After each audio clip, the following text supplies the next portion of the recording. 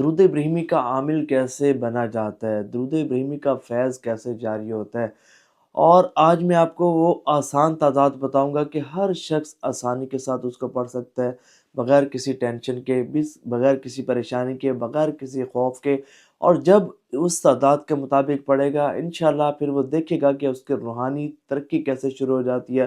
پھر وہ خود جانے گا، پھر وہ خود دیکھے گا کہ درود شریف کا فیض کتنا زبردست ہوتا ہے، اور بالخصوص درود ابراہیمی کا فیض کتنا زیادہ ملتا ہے۔ اور دیکھیں، جب کوئی بھی آپ وظیفہ پڑھتے ہیں، آپ کوئی بھی چلہ کشی کرتے ہیں، کوئی بھی آپ آیت کا یا کسی اسم کا کوئی بھی آپ وظیفہ کرتے ہیں، چلہ کرتے ہیں، تو دیکھیں اس کا سب سے بڑا ایک فائدہ یہ ہوتا ہے کہ اس وظیفے کے تحت جتنی بھی مخلوقات ہوتی ہیں نا، جتنے بھی اس کے تحت جنہ ہوتے ہیں، خادمین ہوتے ہیں، جتنے بھی موکلین ہوتے ہیں، وہ آپ سے جب مسخر ہوتے ہیں، تو جب آپ کسی بھی پریشانی سے نجات حاصل کرنے کے لیے اس وظیفے کو پڑھتے ہیں نا، تو آپ کے پڑھنے میں اللہ تعالیٰ کی طرف سے ایسی تاثیر پیدا ہو جاتی ہے کہ وہ جو مخلوقات جو آپ کے وظیفہ پڑھنے سے مسخر ہوئی، وہ آپ کے کاموں میں معاونت کرنا شروع کر دیتی ہے۔ اور جب وہ معاونت کرتی ہے،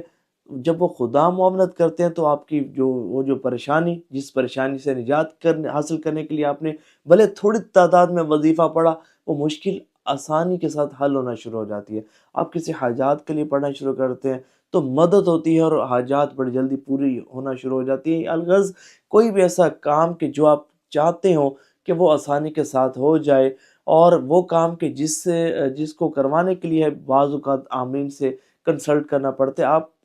چاہتے ہیں کہ وہ کام آپ خود کر سکیں، تو بڑا آسان طریقہ ہے کہ آپ درود ابراہیمی کے عامل بن جائیں۔ دیکھیں، اس کے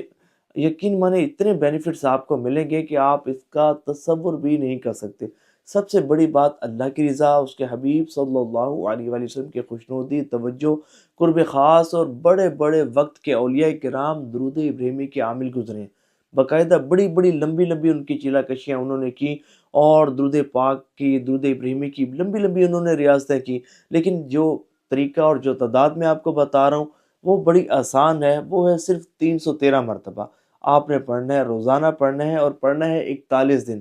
اور کس طریقے کے ساتھ پڑھنا ہے؟ دیکھیں، اس کا طریقہ یہ ہوگا کہ آپ نے ایک وقت مقرر کرنا ہے،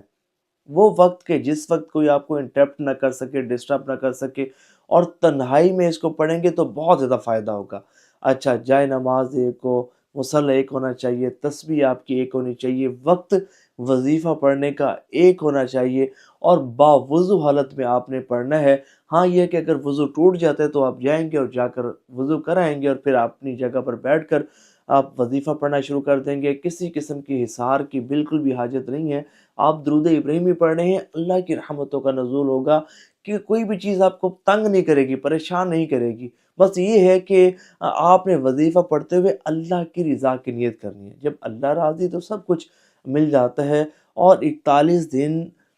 اسی جگہ، اسی مصلی پر، اسی تسبیح پر آپ نے درود ابراہیمی 313 مرتبہ پڑھنا ہے۔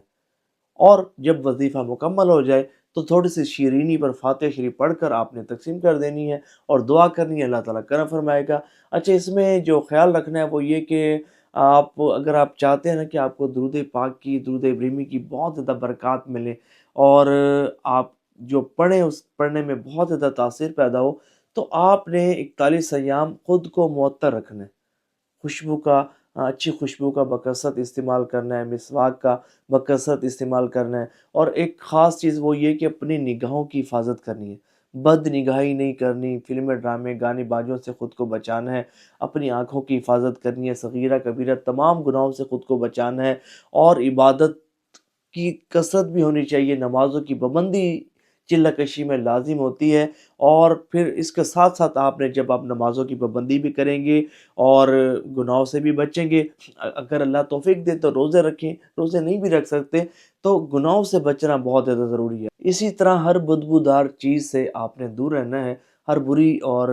روحانیت کو نقصان پہنچانے والی چیز سے آپ نے دور رہنا ہے، اور بس توجہ سے، خشوع و خضوع کے ساتھ، اور حضور نبی پاک علیہ الصلوۃ والسلام کی محبت میں ڈوب کر، اور گنبد خضرا شریف کا تصور رکھتے ہوئے آپ نے درود ابراہیمی پڑھنا ہے۔ پرہیز جمالی جلالی کی اگر میں بات کروں تو یہ بھی ایک کوسچن کیا جائے گا۔ دیکھیں، یہ درود پاک کا وظیفہ ہے، اس میں کسی